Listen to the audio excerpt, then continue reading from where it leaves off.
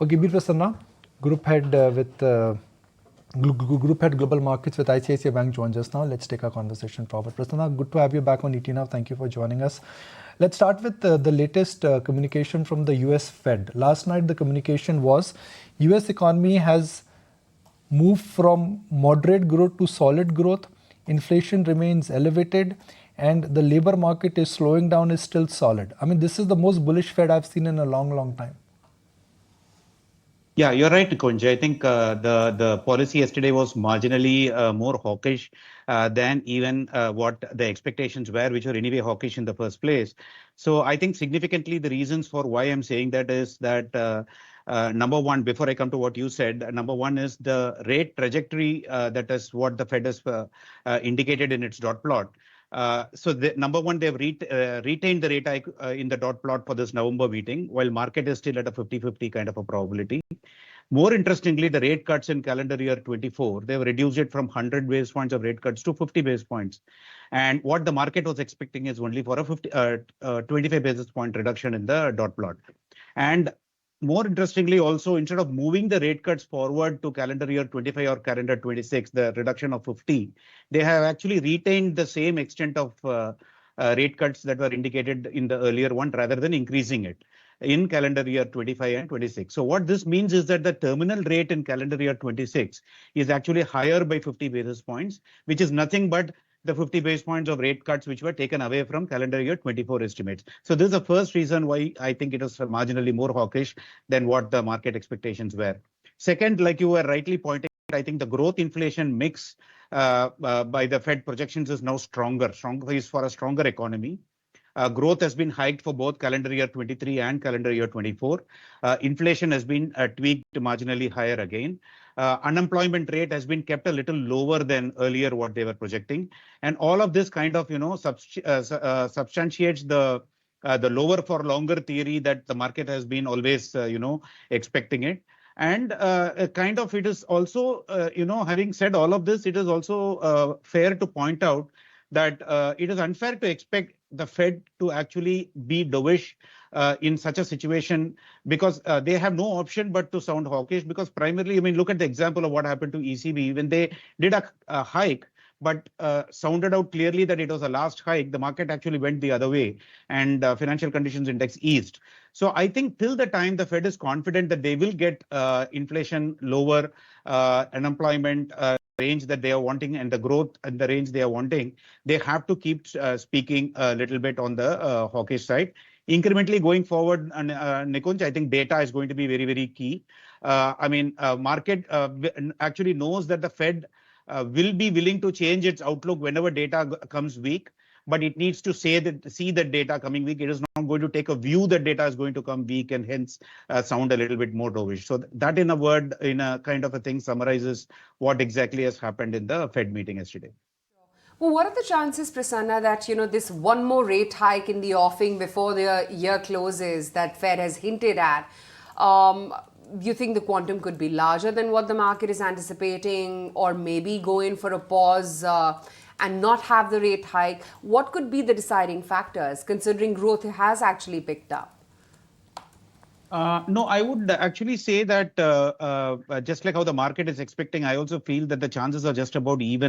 50-50 of a hike in November.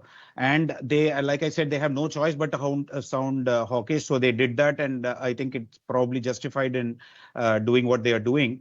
And I think, like I said, it's very critical about where incremental data, comes. I mean, we have seen that a lot of data, consumer sentiment data, and even the consumer surpluses data, they have been on the stronger side, but there is at the same time indications that it is getting weaker.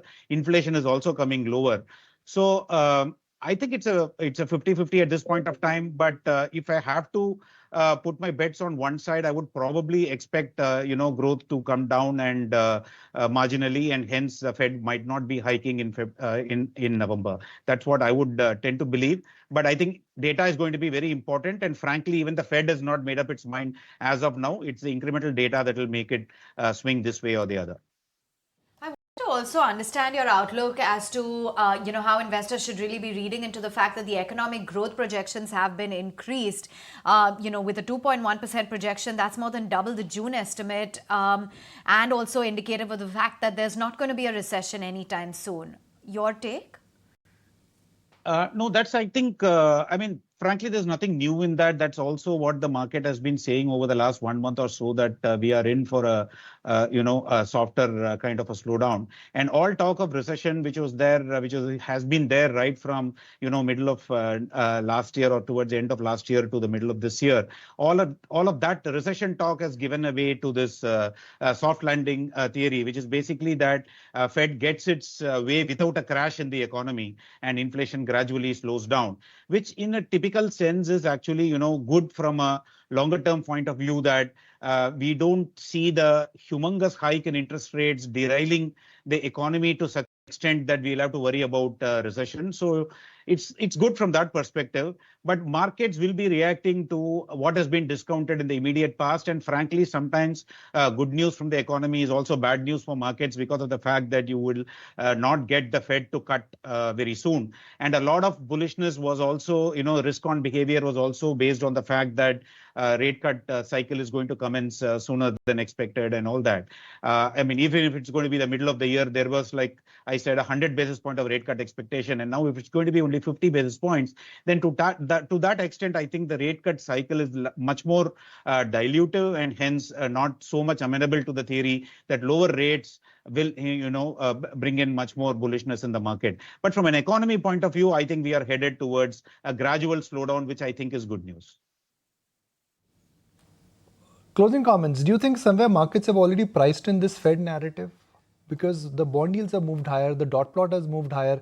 So, there was a time when Fed was actually behind the curve between 2012 and 2016-17. They were really behind the curve. And financial markets, the bond market had moved ahead of it. The same thing is happening. The real economy has adjusted higher rates.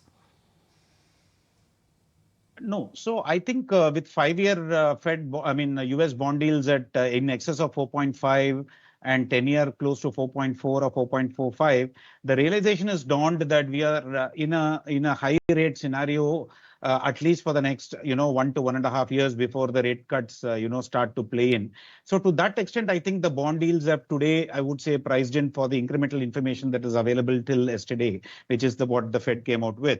So, but if it's all completely priced in, I would say that it's an ongoing process. If, for example, inflation were to come substantially lower in the next reading than what the market is expecting today, then you can be sure that market yields will fall. And on the other hand, if it were to come stronger, yields will go up. So that's a natural process. Also, bear in mind that today's bond yields are also not reflective of just what the Fed is expected to do, but also reflective of the huge supply that's coming in from the US Treasury because of the higher fiscal deficit. So I think all in all, I would say that the market is very close to pricing in all kinds of news which is available at this point of time. And it's only incremental surprises on the margin that is going to, move it this way or the other. And having said that, like I'll reiterate the earlier point that market also now thinks, even now, that the Fed cannot afford to be a little on the dovish side till the time it actually sees data much more comfortable to be coming lower. And because it can't let the financial conditions index really come lower, and hence it will not be possible for it to speak on the dovish side till the time it sees data. Great to have you on the show today. Thanks for taking the time out.